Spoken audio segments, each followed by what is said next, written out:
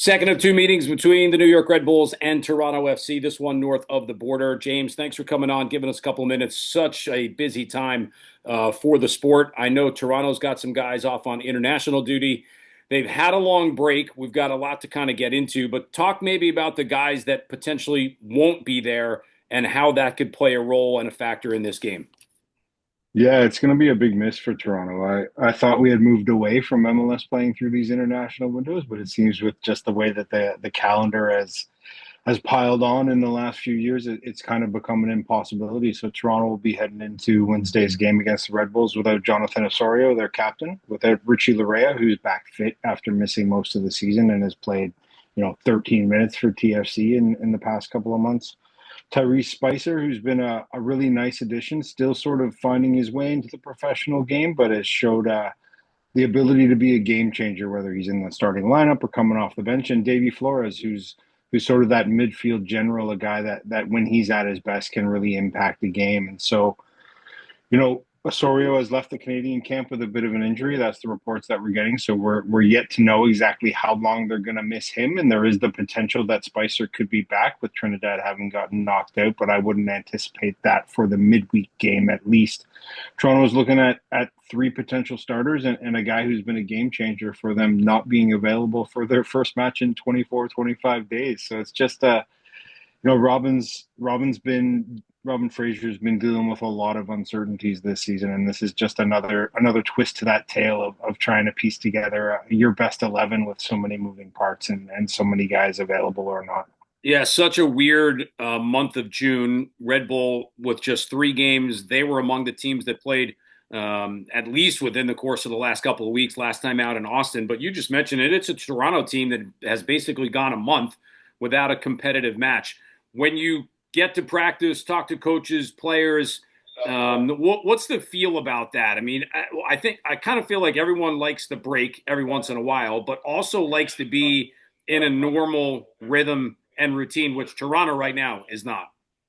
Oh, definitely. It's one of the things that Robin said before the team went on this is there's no handbook for how you deal with three and a half weeks off in the middle of the season. If you have 10 days off, you can give the guys a couple of days to themselves and maybe bring them in, have some light days, do some tactical stuff, and then you get back into that rhythm of preparing for the next game. But when you have the time off that Toronto has had since their game against LAFC was rescheduled with LA playing against Chelsea in the Club World Cup a couple of days later, Toronto's sort of been there's a lot of uncertainty is basically what I'm trying to get at. I imagine what you would do is you give those guys the day off, you come back and you have a little bit of a mini preseason where you ramp up the fitness a little bit, really get some running into the guys, something that you haven't been able to do coming off the month of May that Toronto had, where they played 9 games over that sort of stretch. And then you take a step back and you try and absorb some of the lessons that you would have gotten from the 17 league games and the one cup game that you've played to this point. And you really take that preseason approach of a little bit of physical stuff to make sure the guys are where they need to be physically for when the games resume. And then you get that classroom stuff, that video stuff of, okay, these are the trends that we've seen over this first half of the season. These are the things that we need to clean up. These are the things that we've done well and we think we can improve upon or really use as a tool going forward. So I imagine it's been an interesting time around the training ground. It's both been sort of quiet, knowing that there isn't that game. You always get that sense of you feel the cadence of a week where the first couple of days of the week things are a little bit light. Some guys are just doing regen and taking it easy, and then as we get closer and closer to the game, you feel that intensity ramp up, and that's been missing around Toronto for a little while. So I'm sure they'll be very eager to get back out there this week, but at the same time there's always that risk that with so much time off comes a little bit of rust. James, finish with this one if you can, and touching on it during the course of this interview. Not really 100% certain who's available, who's not.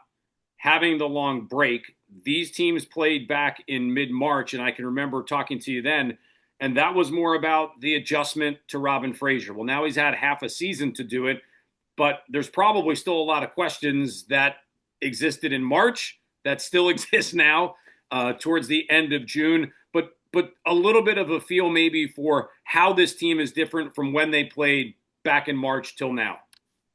Yeah, this season is a lot of hurry up and wait. There's a lot of big shoes remaining to drop and big questions about what the future identity of what this club is going to look like. And yeah, the first part of the season was really Robin implementing some of the ideas that he has and how the team is going to adjust to that. But at the same time, he's sort of had one hand but tied behind his back. He only has the players available to him that he has. They've managed to bring in some new pieces in Theo Corbianu and Ula Brynhildsen and most recently Maxime Dominguez, who have added some elements to it, but you'd probably be asking too much for a guy to come to MLS and really hit the ground running, especially in a team that's still sort of finding itself. So as much as I'd love to say that the team has really taken some strides forward in the past couple of months, and to be fair, I have seen some things that I've liked and some things that have been cleaned up, and some of the elements that have been present over the last couple of years, where the team, was their own worst enemy in some ways, and would shoot themselves in the foot, and you'd see heads drop when the ball went in, and you sort of knew Toronto was beat before the game had even started. That's not an issue anymore. This is a team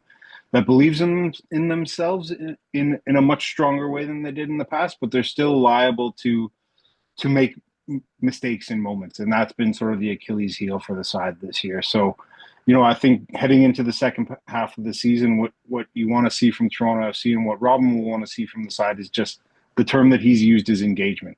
And coming up against the Red Bulls, the teams that's intense and that are always engaged, I think it'll be a good test for how Toronto is going to approach this second half of the season, whether they have that engagement level, whether they've bought into how Robin wants to go about things, and then we'll see where things fall as this year plays out, and then a bunch of big questions get answered. Great reporting, great writing always, James. Thanks for coming on. Give me a couple minutes. Look forward to seeing you on Wednesday night in person. We can talk about Michael Bradley being the coach of the New York Red Bulls too. Definitely looking forward to it.